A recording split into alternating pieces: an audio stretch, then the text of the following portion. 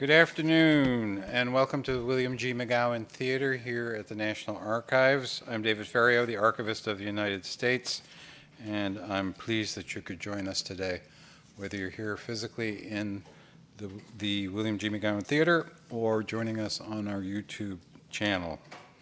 Before we get to today's discussion, I'd like to tell you about two other programs coming up soon. On Thursday, February 1st at 7 p.m., we'll partner with the U.S. Association of Former Members of Congress for a program called Meet the Better Half, Congressional Partners, Spouses, and Families. And on Tuesday, February 6th at noon, Catherine Carrison will be here to talk about her new book, Jefferson's Daughters, Three Sisters, White and Black, and a Young America, which looks into the lives of Martha and Maria Jefferson and Harriet Hemings. To learn more about these and all of our public programs and exhibits, consult our calendar of events online at archives.gov. You can also sign up at the table outside the theater to get email updates. Another way to get more involved in the National Archives is to become a member of the National Archives Foundation. The foundation supports all of our education and outreach activity, and there are applications for membership also in the lobby. Today's program is part of a series of discussions, films, lectures, and other programs that tie into our current special exhibit, Remembering Vietnam, in the Lawrence F. O'Brien Gallery. Now I ask all Vietnam veterans or any United States veterans who served on active duty in the U.S. Armed Forces at any time during the period November 1st, 1955 to May 15th, 1975 to stand and be recognized.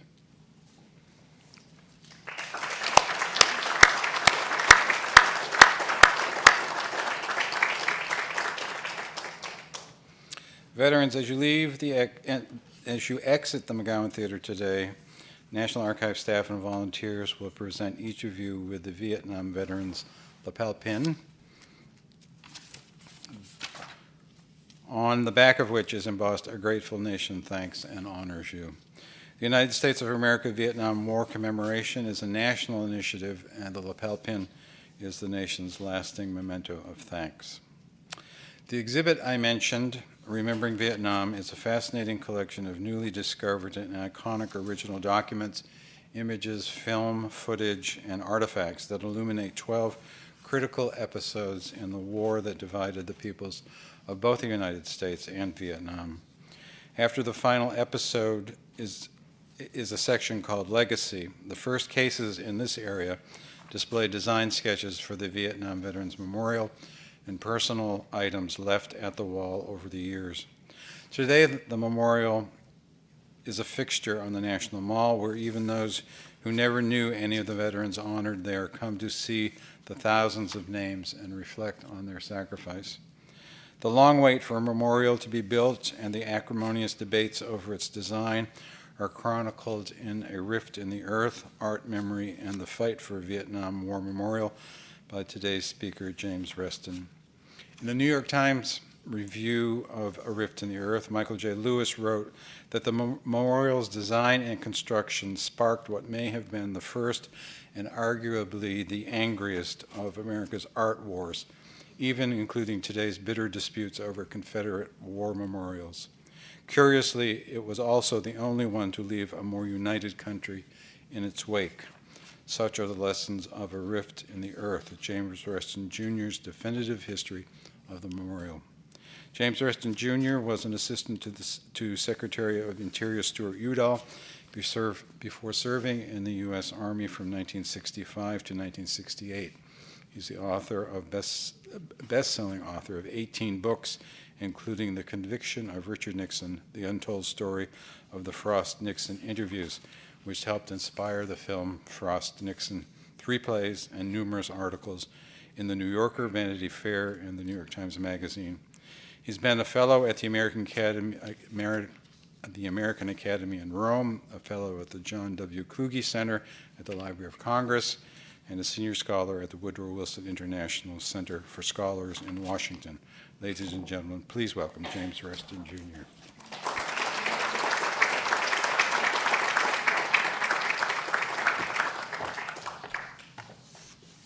Thank you all for coming. on this blustery January day. January's almost over. So January 30th is actually a very important and memorable date in modern American history. It is when the Tet Offensive began in Vietnam. And that came right after a 2 or 3 month offensive of a different sort altogether, a kind of a charm offensive by the Johnson administration, that the war in Vietnam was going swimmingly well. And we now know it wasn't going swimmingly well at all. General Westmoreland had been brought back from Vietnam to bolster this notion that everything was on the up and up, and soon it would come to a positive conclusion in the whole thing. Then came the Tet Offensive, in which 100 cities in Vietnam were invaded. Most importantly, the imperial city of Hue. That city was occupied for 3 or 4 weeks by something like 8,000 North Vietnamese and Vietnam soldiers, in a period in which the enemy executed nearly 3,000 South Vietnamese citizens, suggesting that they were part of the so-called puppet regime of the United States. That ended the talk of America winning the Vietnam War. And from that date forward, for the next 4 or 5 years, it was only a question of how we would get out and under what terms. We now know that we could have gotten out of Vietnam in 1968, and yet it carried on for another 5 years with another 25,000 American deaths, the humiliating scenes of helicopters taking the last Americans out of the city and so forth. So if you read the New York Times this morning, we need to generally beware of presidential optimism about the wars that they happen to be fighting at the moment. January 30th is also a personal date for me. It was the day in which a friend of mine, fellow GI Ron Ray, was killed in Hue City. I had trained with him in Baltimore, served with him in the same unit in Hawaii, and he volunteered from that unit, not out of patriotism, but out of a petty spat with a rather coarse commander. He then was deployed to Hue, stationed in civilian clothes in a villa 2 blocks from the MACV compound, which actually survived the North Vietnamese assault in Hue. But when the North Vietnamese swept through the city, they knew, of course, where all the Americans were, and all the vulnerable Americans in particular. And at the same time, the high command of the United States also knew that an attack was coming. There was plenty of intelligence to this effect, as we now know, but it was never disseminated down to the ranks and not to the house 2 blocks from the MACV compound. Ron Ray was killed by a sniper, never fired a shot. So his story is one of the 2 emotional roots of A Rift in the Earth. How to remember Sergeant Ray, how to honor his death, to focus on the poignancy, without perhaps too much anger at the folly of the Vietnam enterprise, not to focus on the pointlessness of his death too much. The second emotional root of this book is a close friendship that I had with Frederick Hart, the sculptor of the 3 soldiers at the Vietnam Memorial, and I'll come back to that in a bit. There was, of course, a third motivation, and that is that 2.5 years ago, I heard that this magnificent Ken Burns documentary was coming, and thought immediately, 2.5 years is about the time it takes me to write a book. I had a conversation with a scholar at Dartmouth University who was an advisor to Ken Burns, and he suggested that the documentary series was going to top the Civil War series, that it might possibly be the capstone of Ken Burns's career, his magnificent career. So I set to work on writing this book, and it was published the day before Ken Burns's documentary began broadcasting. That's not so easy to pull off in today's publishing world. We have been treated to the most extraordinary broadcast event. This is perhaps the greatest documentary film ever made. It's certainly the most graphic depiction of war that we've ever had, the horror, the loss, the resistance against the war, the enemy perspective on the whole thing. And of course, it's about the first American defeat in our national history. If people younger than 40 years old watched this, if many of them watched that documentary series, they must have thought that this was an America that existed on another planet. I've been arguing that there are two Vietnam Wars. The first was from 1959 to 1975. The second from 1979 to the present day, and we're still fighting this second Vietnam War. Who is to blame? Or who is to blame more? Was this a dishonorable enterprise or a noble cause? Was it a dismal mistake? Or were we fighting nobly to save the independence of a beleaguered small nation? Was the Tonkin Gulf episode real, or was it fake? How about the domino theory? Was that important, or was that a farce? My preoccupation in all of this has been the lot of my own generation. The choices that we faced were unique and horrendous. To serve in this effort, particularly those who served once it was clear that the thing was going south, or to avoid service. And if to avoid service, how to do so? By subterfuge, hopefully, trick knees, graduate school, hasty marriage, flat feet, bone spurs. If no other recourse, there was the option to flee, and there were 50,000 American exiles during the Vietnam War. This, taken together, accounts for a unique moral dilemma.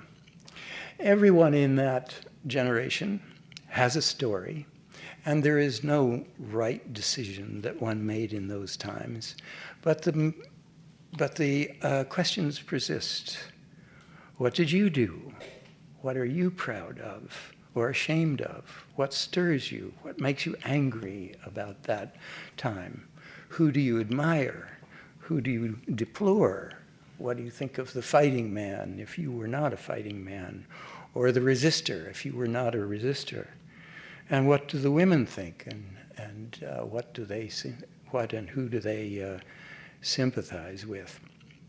Well, my decision was to go into the Army for 3 years, but virtually all of my friends avoided service. But even decades later, that has had a cost, and many times I have heard from members of my own generation who did avoid service a kind of quiet guilt that they did not participate in their generation's war. So I operated on both sides of the generation divide. Army at the height of the day of the Vietnam War gave me a kind of enduring sympathy for the soldier, any soldier in harm's way. and a participant later in the amnesty movement to try to bring the exiles home, perhaps a kind of an atonement and counterpoint to my service. But by experiencing both sides I would represent, it has given me the literary possibility to write about that war, not from a militaristic standpoint, nor from the anger of the resistor, but to encompass both those sides. The statistics of that generation are revealing. 27 million men were of draftable age during the Vietnam War, 27 million eligible. 15.4 of those 27 million were deferred, exempted, or disqualified. That's over half of those eligible got out of it. 2.4 ultimately deployed to Vietnam, 58,000 dead, 300,000 wounded, 5 million gallons of dioxin dropped on the countryside, resulting in 245,000 applications for disability from Vietnam soldiers. 8 million tons of bombs dropped, and we're still cleaning up the unexploded ordnance in Vietnam. That has accounted for 8,000 Vietnamese deaths, 2 million Vietnamese killed. No statistics, of course, on how many of the soldiers suffer from PTSD, and 50,000 exiles to Canada or to Sweden. And beyond that, a generation of Americans that is scarred and was segmented. There were the combat veterans in Vietnam. Then there were Vietnam veterans who weren't in combat. And then there were veterans like me who didn't go to Vietnam. And then there were resistors who put their bodies on the on the line in the street. And then there were those who were the malingerers who sat on the side and made fun of that. Then there were quiet objectors who slithered away. There were the exiles called draft dodgers and deserters. So our generation was segmented and categorized. So take all of these statistics together, you have the cost of war. And that's what the Vietnam Memorial is about, the cost of war. Reconciliation after divisive war has been an enduring preoccupation of mine for the last 40 years. It is, I think, a universal theme. If the war in Afghanistan ever ends, it will be relevant then. So how then should a war, particularly a lost war, be remembered and memorialized? Could it be done in such a way that the trauma of the whole generation and the sacrifice of that whole generation, all segments of it, could be enfolded in a reconciliation process? So 2 years ago, I happened onto this story about the fight over the Vietnam War Memorial. It seemed to me that it brought all of these issues that I've talked about into play in a quite fresh and different way.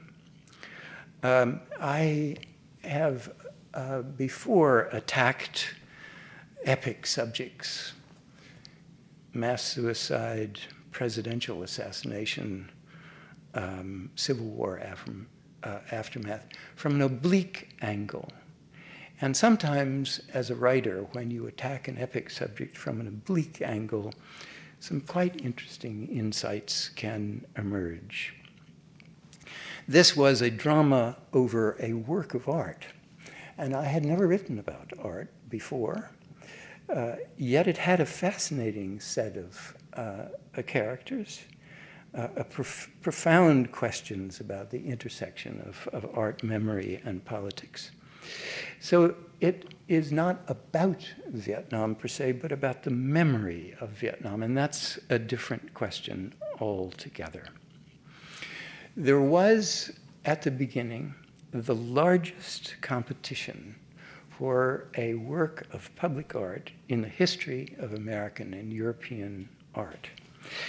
those artists who wanted to address this challenge had to ask themselves right at the beginning, what was appropriate, or what is appropriate for a lost war? Those entrants were put three requirements, basically. Their submission could not be political. Their work should express no opinion about the war, pro or con. It must list all the names of the dead in Vietnam. And thirdly, you could have two panels in which your concept is visualized. And on one of those panels, you must have a handwritten description of your concept and your vision. So I've brought along a few of the entries to show you here, and you be the judge. What do you think, for example, is good? What is bad? What is appropriate? What is inappropriate? What is kitschy? What is moving? What is worthy? Who would you make a contender?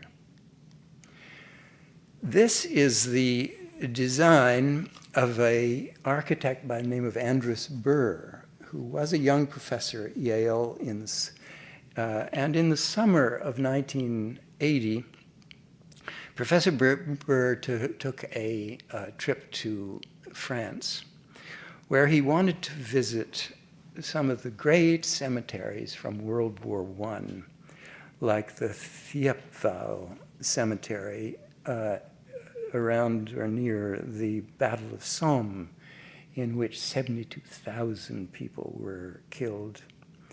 And then to a place called Étaples, excuse my French, however you pronounce that, where 10,000 dead are buried from a single battle.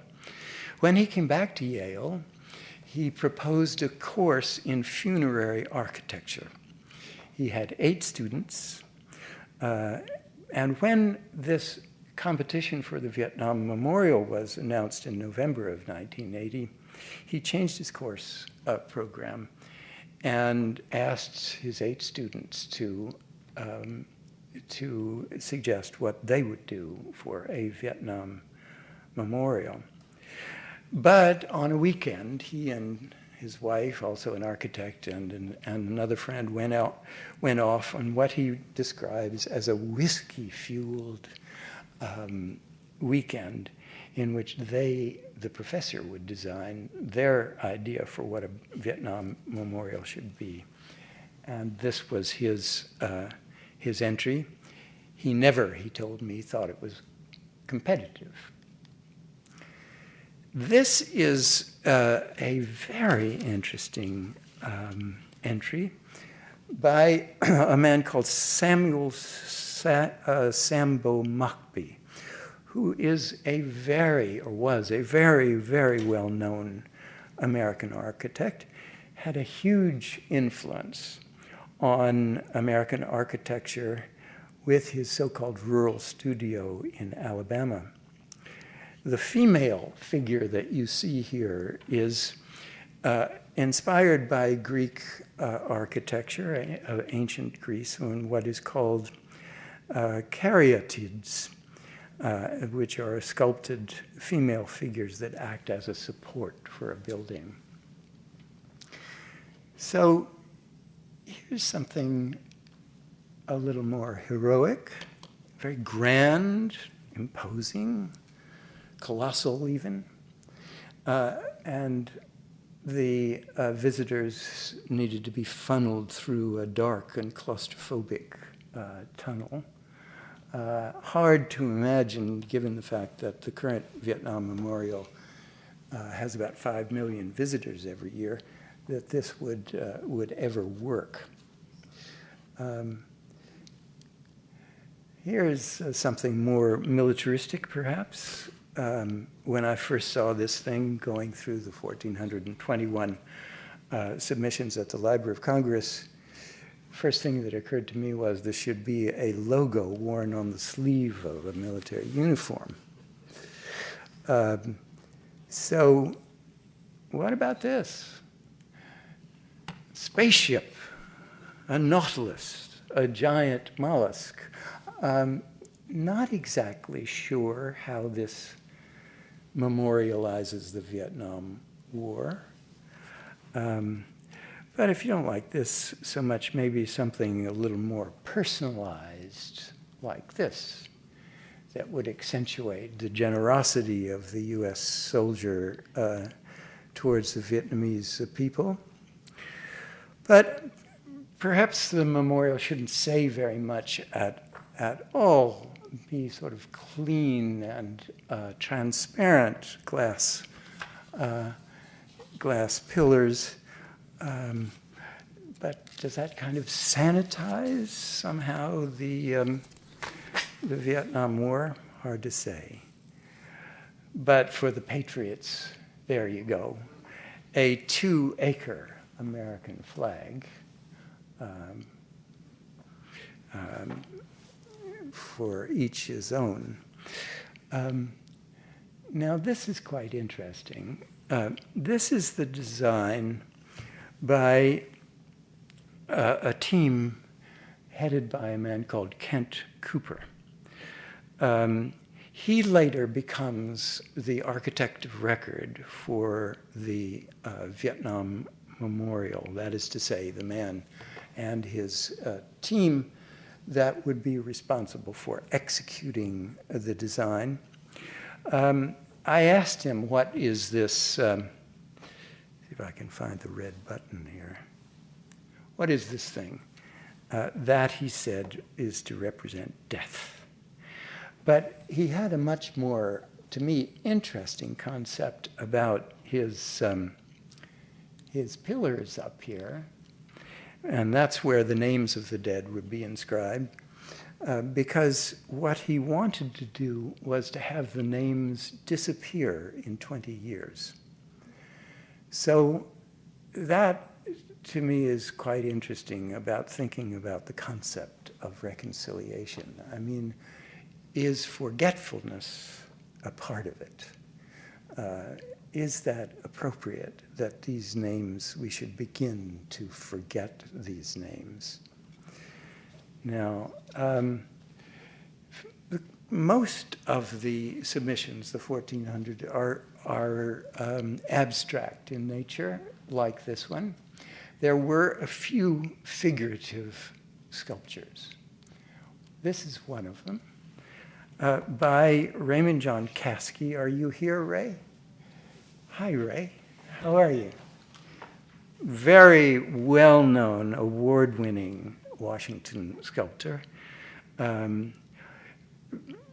I hate to say best known to anybody who's got as much work as you have, Ray, but certainly his Portlandia sculpture in Portland, Oregon, massive work, is a very important part of his resume. But he has also been involved in many, many other works of art of note, including sculptures at the World War II memorial. So, if you don't like Ray, how about this? This looks like fun. Perhaps something like a carnival ride. What was going through the artist's mind to come up with that? I can't tell you. Here's a reflecting pool in the, it suggests a Christian cross, and of course the inevitable spread eagle. Why not the stadium look? This too would seem to be quite claustrophobic if it was going to be well visited. There you go. Every collection war memorial competition should have a piece suggestion. I doubt seriously that they thought they were going to be competitive. Now here you are, you get the fallen comrades at the base and the eagle, and you get an acrobatic nude, so that I don't know, you high wire act in the buff. Okay, Mr. Scott, I'm not sure what the notion is there. And here you go, searching for a fallen comrade. Well, why not do it in a rice paddy? And here's another thing that was to be a series of groupings. This later happened in the Korean War Memorial, of course. Now, you tell me, how do you describe this? I'm totally at a loss as to what that's all about. But here's my favorite. So it's an ethereal, colossal, acrylic cubes shimmering in the sunlight. Okay, whatever. Now,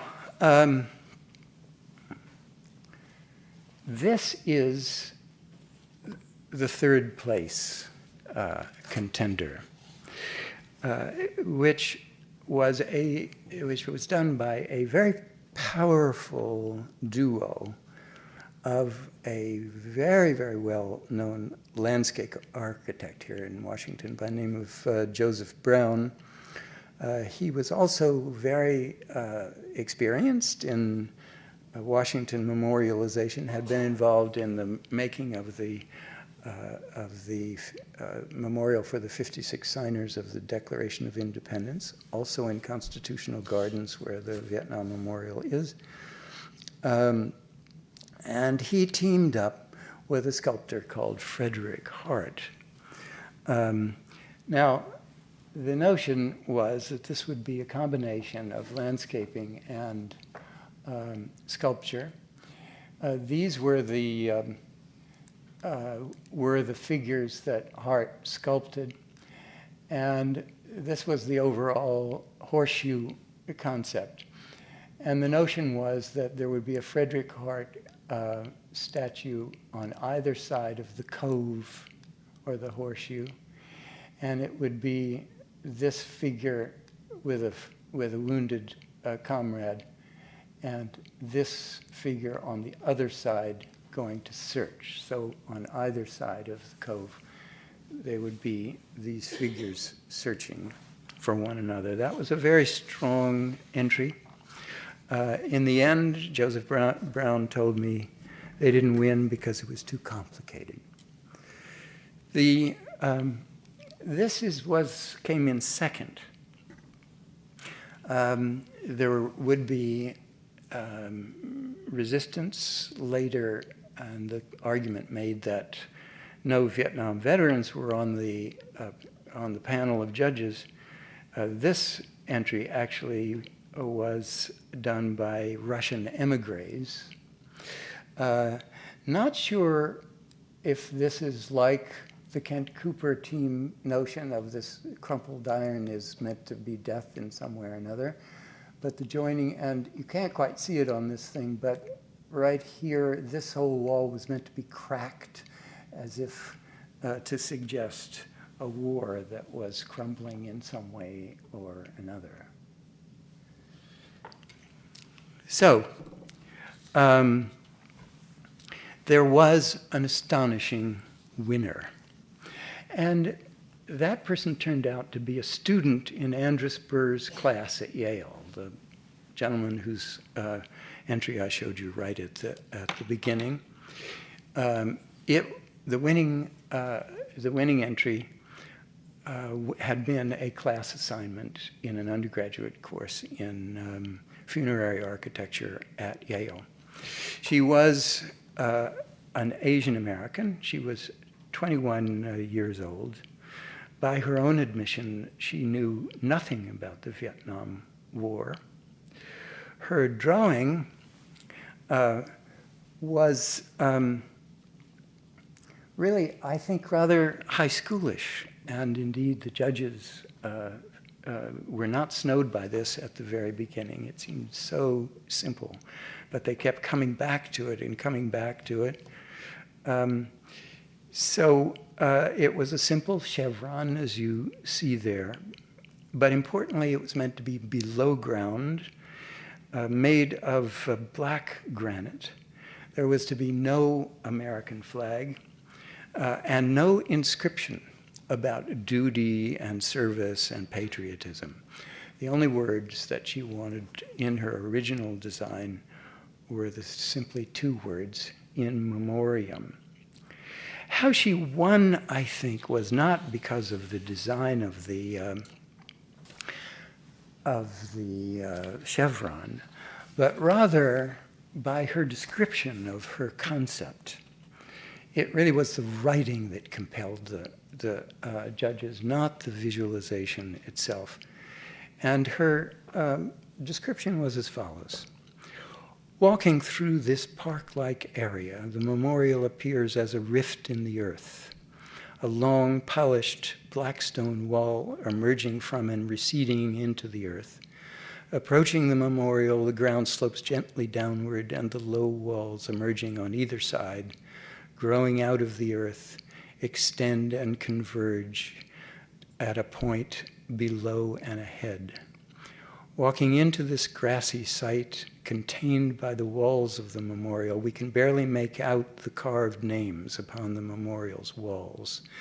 These names, seemingly infinite in number, convey the sense of overwhelming numbers while unifying these individuals into a whole.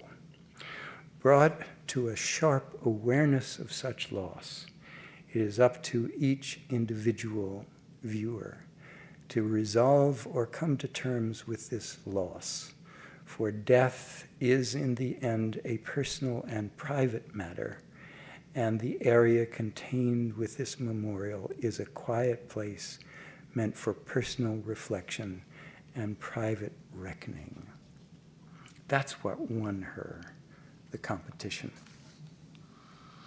But she knew nothing about the specifics and practicalities of executing this design.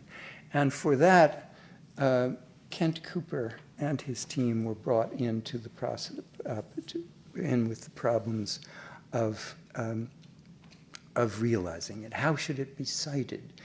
What should the walkways be? How should it be lighted? There was the problem of the underground nature of the thing and flooding. She insisted that the granite panels be thin granite, and Cooper worried about breakage. How to fit all 58,000 names onto these panels? How large should it be? How large should the names be? Sadly, Mr. Cooper passed away a few days ago, but his team is here. Where is his team? His team is right here, who were involved. And you should definitely talk to Jeff Toward and his friends Ed Kerr and Julia Craighill about experiences like taking Maya Lin up to the top of the Washington Monument and looking down on this ground and deciding about what the positioning should be. Well, there was a massive blowback to this design that was vicious and racist and sexist and personalized. And it was led by a very powerful, hard-bitten, very tough, well-connected cadre of veterans, spearheaded by the former senator from Virginia, Jim Webb, and by Ross Perot, ultimately. So they set out to scuttle and undermine this winning design. They said black was the color of shame, that for it to be below ground suggested something disgraceful and dishonorable that had to be hidden. There was nothing for the survivors, only the dead. There was nothing that said anything about duty, service, and valor and sacrifice. There was no American flag. One critic referred to it as Orwellian glop, whatever that is. It was an anti-war tribute to Jane Fonda. One detractor called it an open-air outdoor privy. And in Congress, it was referred to as a black hole of Calcutta. They wanted changes, white marble rather than black, bring it above ground, have a new competition altogether that was judged by only Vietnam veterans, prominently display an American flag, and have an heroic inscription about the nature of Vietnam service. This led to a 4-year art war that, until now, I would say, had been almost completely forgotten.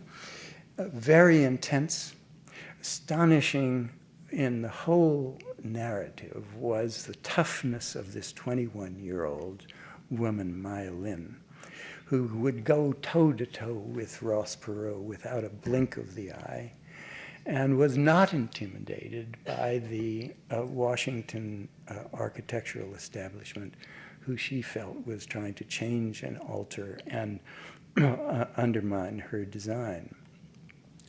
Ultimately, of course, just as the stew became richer and richer, it became a Washington story. The White House became involved. Congress became involved. Congressional bills were introduced that insisted upon a flag being right at the juncture of the let's see if I don't have that. No, sorry, we'll go back here. At the juncture of the two walls, and it needed something heroic. And all of this needed to be adjudicated through this small agency in Washington called the U.S. Commission on Fine Arts. Well, there had to be a compromise because these detractors were making a lot of headway in the whole thing. Maya Lin fought it valiantly, arguing for the artistic integrity of her winning design, and she was backed by the art world in all of that.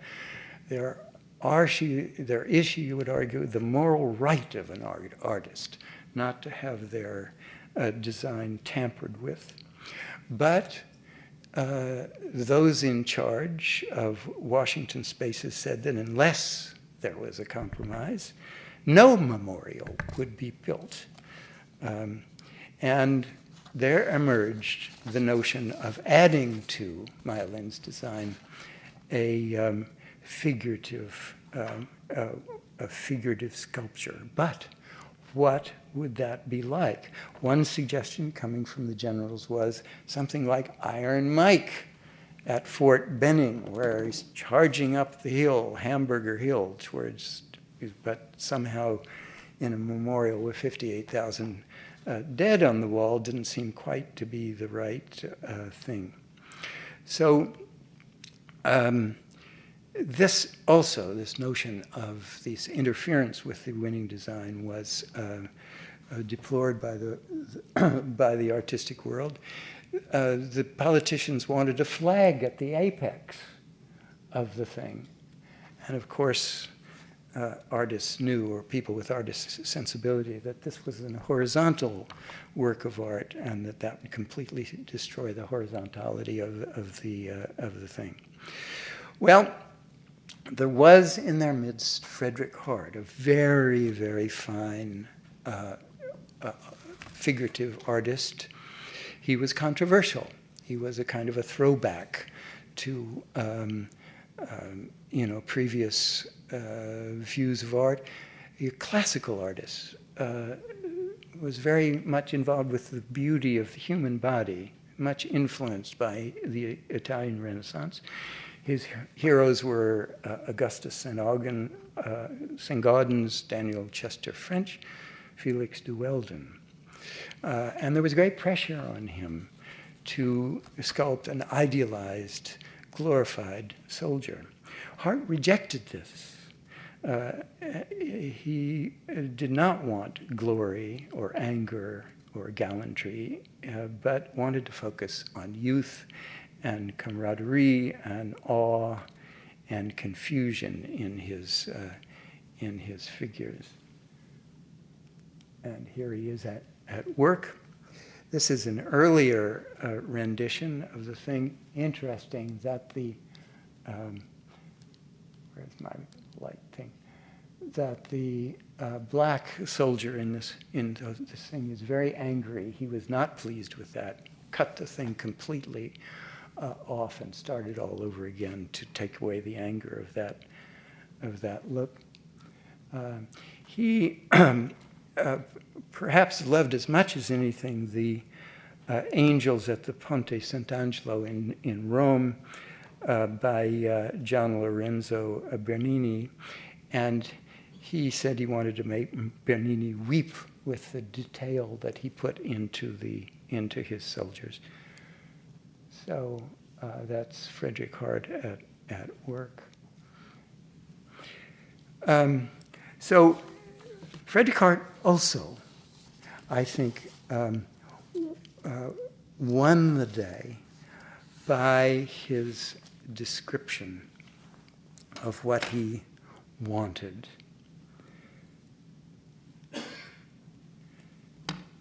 The gesture and expression of the figures are directed to the wall, affecting an interplay between image and metaphor. The tension between the two elements creates a resonance that echoes from one to the other. I see the wall as a kind of ocean, a sea of sacrifice that is overwhelming and nearly incomprehensible in its sweep of names. I place these figures upon the shore of that sea, gazing upon it, standing vigil before it, reflecting the human face of it, the human heart. So it is thought by many that Rick Hart actually saved the Vietnam Memorial by this treatment of his soldiers. Well, I want to end by saying that the magic of this memorial today is in its evolution. It began as a veterans memorial.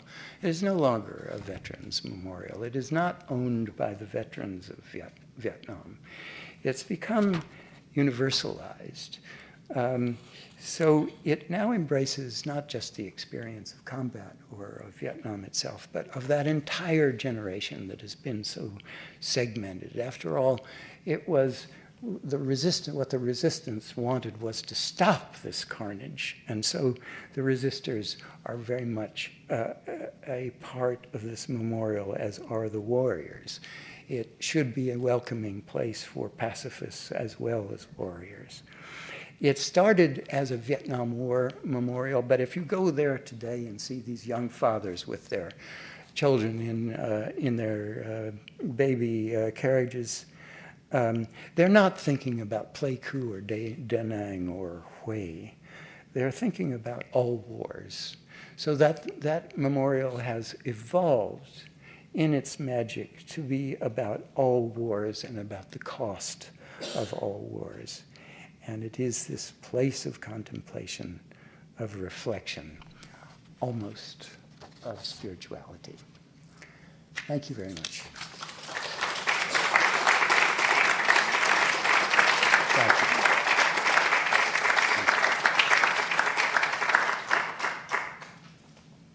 So I'd be glad to respond to anything you want me to.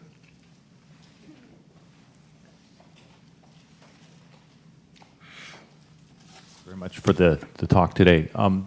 As far as this design, we see pictures now of people seeing, and you mentioned the last word, reflection, and people go to this wall and they see their reflection and they connect with it. Was that originally part of her design in regards to the black marble? She's done things with water and other things and other designs. I was curious if that was part of that. Yeah, of course, when something as wonderful as this comes into being, the artist says, of course, that was my idea from the beginning, right? You know, I mean, of course, that was. I think there's a lot of accident in the brilliance of this experience for Mylin. Did she understand when she chose black granite that it had this reflective quality? I don't know whether she did or not, and I'm not sure that we would get an honest answer from her about that. But that is absolutely central to the experience, is the reflection, the there by the grace of God go I. So absolutely. So I can't answer you exactly whether she knew that from the get-go. Maybe Jeff Howard knows. I do, and she did. I think one of the things that in the echoes of the Me Too movement and everything that can't be over-expressed is she was a woman in the room with a bunch of guys. I mean, there was no woman around for her. And so she was young and immature and all sorts of things going on there, but she was strong in her convictions, and you got to lay tribute to that. I wanted to say a different thing. I wanted to mention John Benson, who was the inscription and names designer for the project, because I did work on the whole experience of how do you handle 58,000 names, how big are they, how big is the wall to handle them. If you go there next, you'll notice that we canted the top of the wall almost 1.5 feet so that ADA could make it to the middle. If you didn't cant it up, you couldn't get down there, so that's like a Greek instances of columns or something. It actually makes it look straight. But what John contributed, I think, which is very important, is that reflectivity of the granite. Maya had no idea that it was going to be panelized or how the names were going to be there, but it was a great idea to make it chronological, not alphabetical. That was huge. And what John contributed, because we were playing like the boards you showed of ours with the little names that people felt. What if the names were, kind of clear and distinct, and there were great spaces between them, and you could kind of see the name in its place? And John said, no, the entire wall should be a lacery of names, like it should be a mist of names, and we should put no space between them or very little, and maximize the size of the lettering. And so what that gives you is that incredible feeling of being in the reflection and the names kind of hovering with you. And I just like John to get his fair due there.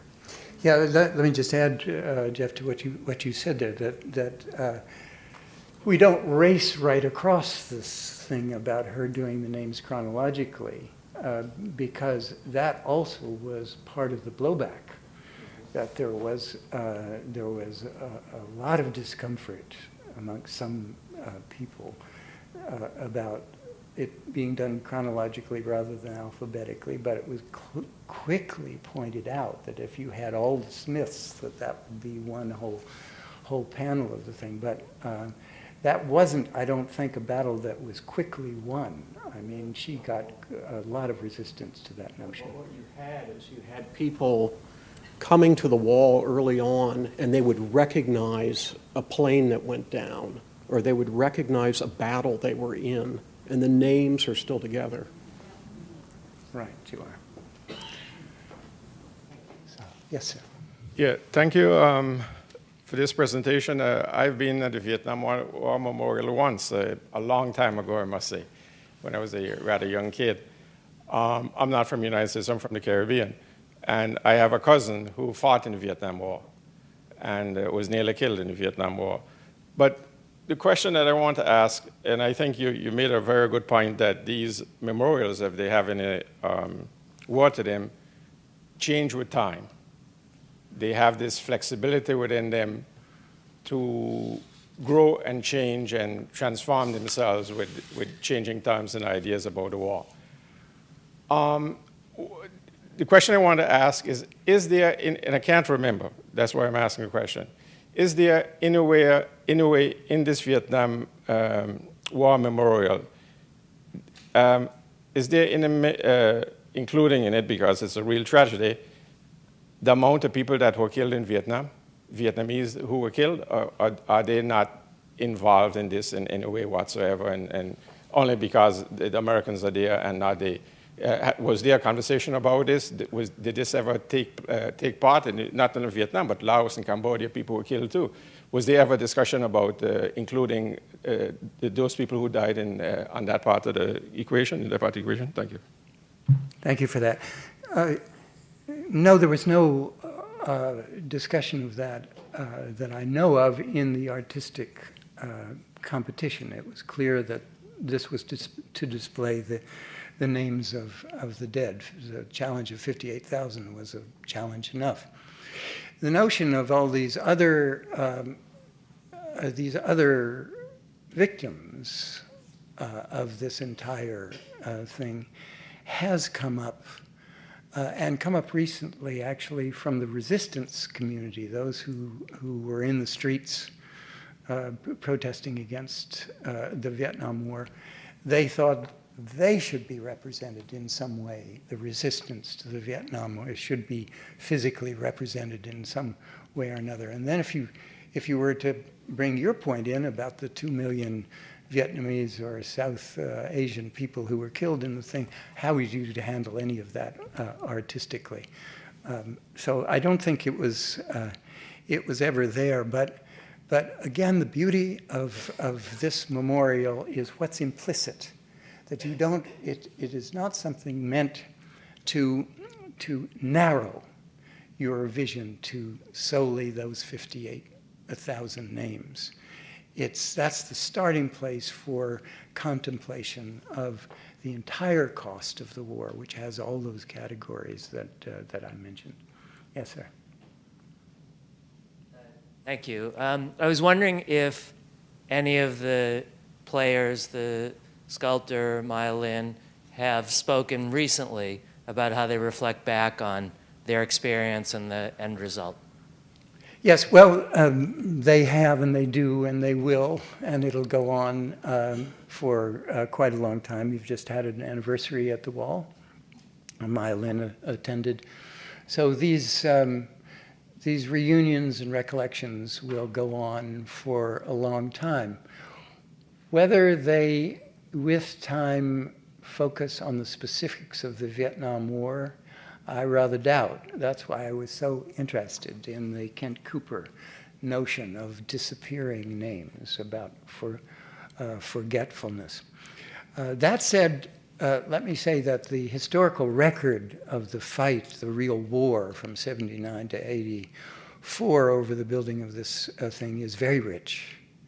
We have, I worked on this as a fellow at the Kluge Center for a year, the repository of materials from the fund, the Vietnam Veterans Memorial Fund, some 100 boxes of material is there at the Library of Congress, as are all the images.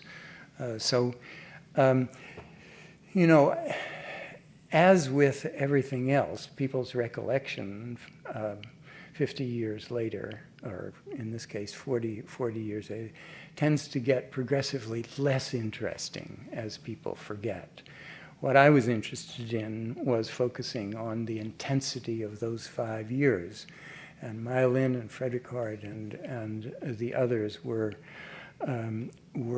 interviewed at some length and frequently in the heat of battle, and that's what interested me.